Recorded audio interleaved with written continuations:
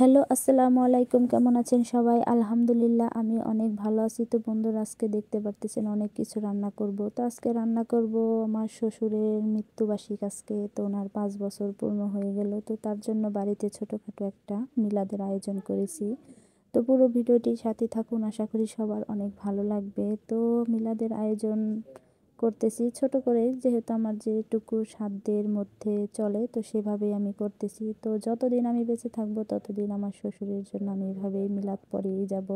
তো পুরো ভিডিওতে আপনাদের সাথে শেয়ার করতে পারবো না, তাহলে অনেক বড় হয়ে যাবে, আর ভিডিওর মাঝখানেও সবাইকে আনতে পারবো না। যেহেতু আমি ভিডিও করি, বাড়ির কেউ জানে না, লুকিয়ে লুকিয়ে ভিডিও করি অল্প অল্প। কিছু কিছু মানুষ জানে, কিছু কিছু মানুষ জানে না।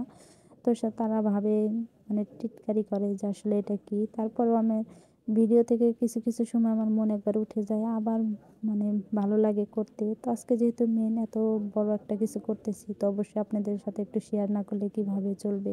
তো দিক দিয়ে মাছের ডাল রান্না করতেছি, তারপরে ভাজি রান্না করব, মানে ভাজি ভাজবো। তার এই মিষ্টি লাউ দিয়ে পেঁপে দিয়ে মিশিয়ে ভাজি ভাজবো। তারপরে মুরগির মাংস রান্না করবো। আর এদিক দিয়ে তো আমার শাশুড়ি রান্না করতেছে পায়েস, মানে গুড়ের পায়েস। আর শীতের দিনে তো গুড়ের পায়েসই অনেক মজা খেতে। তো দেখতে দেখতে আমার শ্বশুর 5 বছর হয়ে গেছে, আমাদের মাঝে আর নেই। বছরে একবার করে হলো ওনাকে মনে করি, মনে করে তারপরে মিলাদ পড়ে দিই, এইটুকু তো কর্তব্য। কিন্তু কিছু কিছু বাড়িতে কিন্তু এখন আছে, যেহেতু ডিজিটাল যুগ, এখন মনে করে যে মুরব্বীরা বাড়ির থেকে চলে গেলে তাদের নামই নেয় না, নেয় ওই কিছু খিচুড়ি টিচুড়ি রান্না করে দেখা যায় যে মসজিদে দিয়ে দেয়। ওটা আমার কাছে ভালো লাগে না। মনে হয় বাড়ির মানুষ নিয়ে তারপরে হুজুর দাওয়াত দিয়ে তারপরে নিজেরা একটু মিলাদ পড়ে নিলে ভালো লাগে আমার কাছে।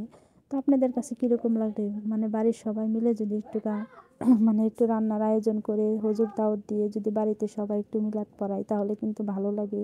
ওনারও মানে ওনার ঘরে, ওনার ঘরের ভিতরে যদি মিলাদ পড়া হয়, দেখা যায় যে ওনারও কিন্তু আত্মাটা মানে শান্তি পাবে, আমি মনে করি।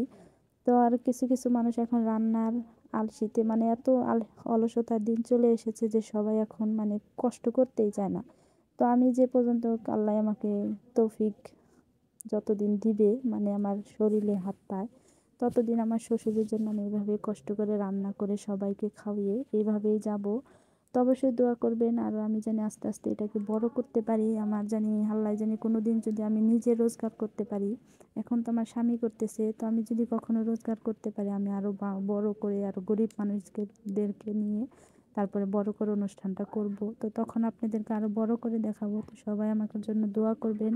আর আমার ভিডিও যদি ভালো লাগে অবশ্যই লাইক কমেন্ট শেয়ার ফলো বেশি বেশি করে করবেন।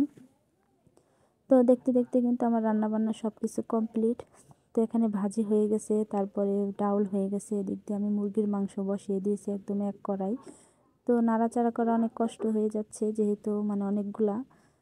তো বন্ধুরা, আজকের ভিডিওটি আপনাদের কাছে কীরকম লাগলো অবশ্যই কমেন্ট করে জানাবেন। তো আমার ভিডিও যদি ভালো লাগে লাইক কমেন্ট শেয়ার ফলো করতে একদম ভুলবেন না। তো আজকের মতো ভিডিও এই পর্যন্ত। আগামীকাল ভিডিও দেখার জন্য অনুরোধ রইল। সবাই ভালো থাকবেন, সুস্থ থাকবেন। আল্লাহ হাফেজ।